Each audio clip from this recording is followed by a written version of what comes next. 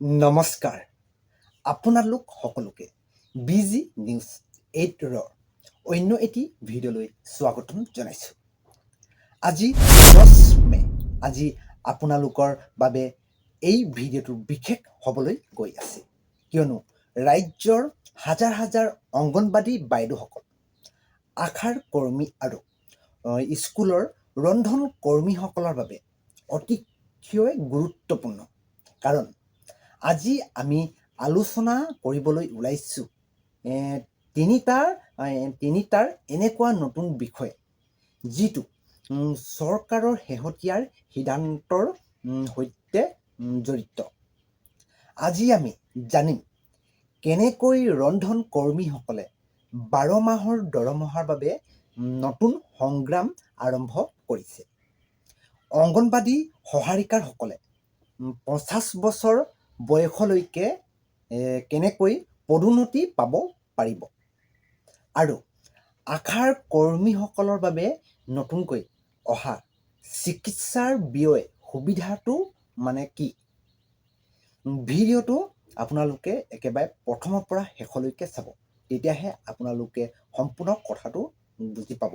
কাৰণ প্ৰতিটো তথ্য আপোনাৰ বাবে লাভদায়ক হ'ব।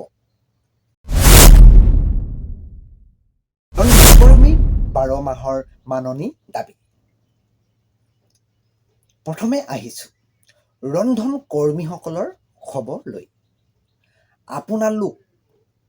আপোনালোকে জানে যে বৰ্তমান ৰন্ধন কৰ্মীসকলে বছৰটোৰ মাত্ৰ 12 মাহৰহে মাননি পায়।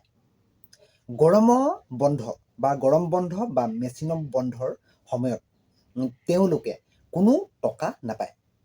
মেচিনৰ বন্ধ মানে আপোনালোকে যেতিয়া বিদ্যালয়ত কাম নকৰে সেই টাইমৰ কথা কৈছোঁ। কিন্তু এই মে' মাহত অইল ইণ্ডিয়াৰ মিড ডে মিল ৱৰ্কাৰ্ছ ইউনিয়নে চৰকাৰৰ ওচৰত এটা ডাঙৰ দাবী উত্থাপন কৰিছে। তেওঁলোকৰ কথা হ'ল যে কাম যদি বছৰজুৰি চলে, তেন্তে দৰমহা কিয় মাত্ৰ 10 মাহৰ হ'ব। বিশেষকৈ মে' মাহৰ গৰমৰ বন্ধৰ সময়ছোৱাত বহু ৰন্ধন কৰ্মী আৰ্থিক সমস্যাত পৰে। গতিকে তেওঁলোকে এতিয়াৰ 12 মাহৰ সম্পূৰ্ণ মাননি আৰু মাহিলী কমেও এইটো কিমান আছিলে 5,000 টকাৰ ফিক্সড দৰমহাৰ দাবী জনাইছে। চৰকাৰৰ তৰফৰ পৰাও এই সন্দৰ্ভত এক ধনাত্মক আলোচনাৰ চলি থকাৰ কথা জানিব পৰা গৈছে। এই ক্ষেত্ৰত আপোনালোকে কি ভাবে বা আপোনালোকৰ মতামত কি, তলত কমেণ্টত নিশ্চয় জনাওক। আপোনালোকে এই দাবী সমৰ্থন কৰেনে? লগতে এইটো কমেণ্ট কৰি নিশ্চয় জনাব।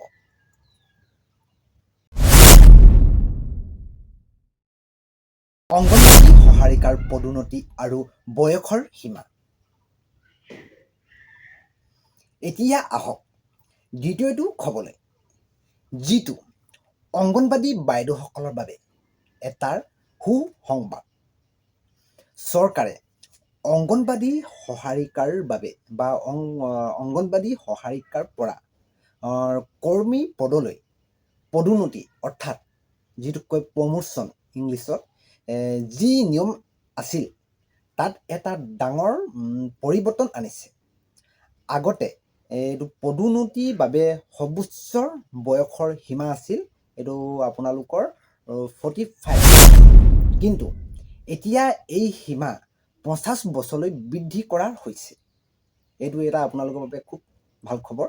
ইয়াৰ অৰ্থ হ'ল যিসকল জ্যেষ্ঠ সহায়িকাই বয়সৰ বাবে পদোন্নতি পোৱা নাছিল, তেওঁলোকৰ বাবে এতিয়া বাট মুকলি হৈছে।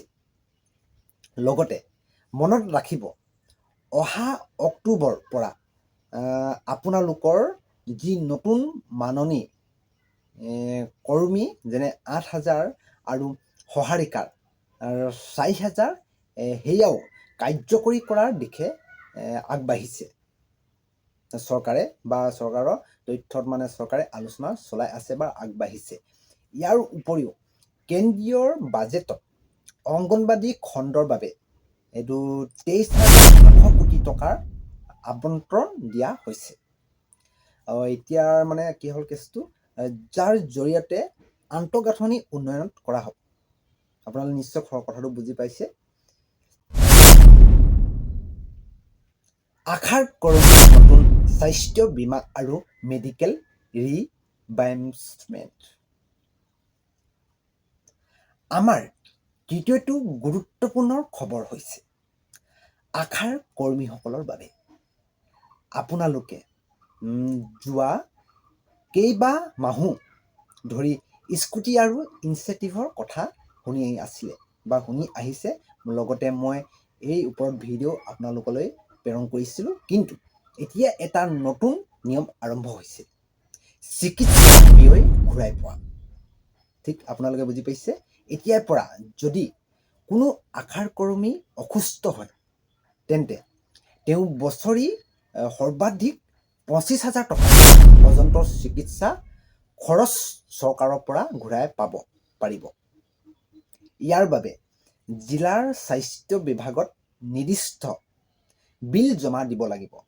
নিশ্চয় বুজি পাইছে। আপোনালোকে জিলাৰ স্বাস্থ্য বিভাগত নিৰ্দিষ্ট বিল জমা দিব লাগিব, তেতিয়াহে আপোনালোকে এই পইচা লাভ কৰিব। লগতে 50 বছৰ ওপৰৰ প্ৰতিগৰাকী আশাৰ কৰ্মীৰ বাবে এতিয়া বাৰ্ষিক বিনামূলীয়া স্বাস্থ্য পৰীক্ষাও বাধ্যতামূলক কৰিছে চৰকাৰে।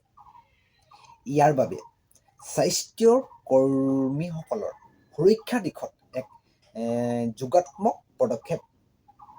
বাইদেউসকল, এইখিনিয়ে আছিল আজি 10 মে তাৰিখৰ মানে খবৰ। BG News 8ৰ বিশেষ আপডেটসমূহ আপোনালোকে নিয়মিতভাৱে পাই থাকিবলৈ আমাৰ এই চেনেলটো ছাবস্ক্ৰাইব কৰি ৰাখিব। আপুনি আমাৰ সমাজৰ সকলো অংগনবাদী, আশাৰ কৰ্মী আৰু ৰন্ধন কৰ্মীৰ লগত এই ভিডিঅ'টো শ্বেয়াৰ কৰক। চৰকাৰৰ পৰা আৰু কিবা নতুন জাননী আহিলে আমি আপোনালোকক লগে লগে ভিডিঅ' মাধ্যমেৰে জনাম।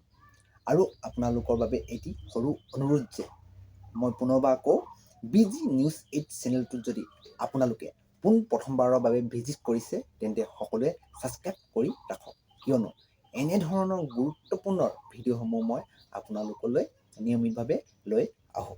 আজিলৈ ইমানেই। অন্য এটি ভিডিঅ'ত লগ পোৱাৰ প্ৰতিশ্ৰুতিৰে আজি মই সকলোৰ পৰা বিদায় ল'লোঁ। ধন্যবাদ। জয় আই অসম।